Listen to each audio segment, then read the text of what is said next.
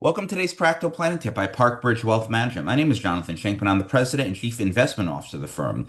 Today, I'd like to continue our video series on different types of accounts investors should open. First, let's discuss a brokerage account. A brokerage account or taxable investment account that allows for buying and selling various investments, including stocks, bonds, mutual funds, and exchange-traded funds. Alternative investments can also be held in these accounts if desired. A brokerage account can be opened through your financial advisor and many large online platforms like Schwab, Fidelity, and so forth. There are no inherent tax benefits to utilizing a brokerage account, but they can be useful to save money for a variety of different goals. For example, if you want to do renovation on your house in a few years, you can use the brokerage account to invest in money market mutual funds, which offer higher yields on your cash than a checking or savings account. If you have a longer term goal, like saving for Maishi's bar mitzvah in 7 years, you may want to consider investing in stock and bond mutual funds to possibly experience more growth in these funds.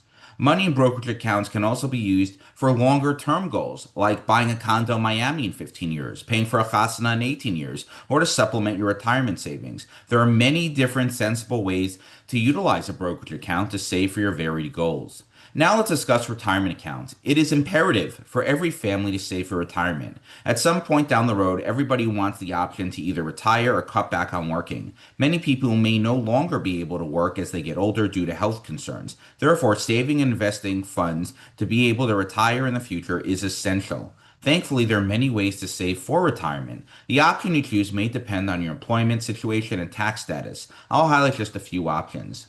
One option is an IRA. An IRA or an individual retirement account, which is a tax advantage investment account designed to help people save for retirement. Anyone can open this account as long as you or your spouse has earned income. You could deposit up to $7,500 annually if you're under 50 years old, $8,600 if you're over 50, and have at least that amount of income. These are 2026 numbers, by the way. Utilizing a traditional IRA will come with tax deferred growth and potentially a tax deduction, while utilizing a Roth IRA will allow for tax-free withdrawals or funds in retirement. There are restrictions based on your level of income and marital status that should be considered before depositing funds into these accounts. Deposits in these accounts can be invested in stocks, bonds, funds based on your time horizon. Next, there are various types of corporate retirement accounts.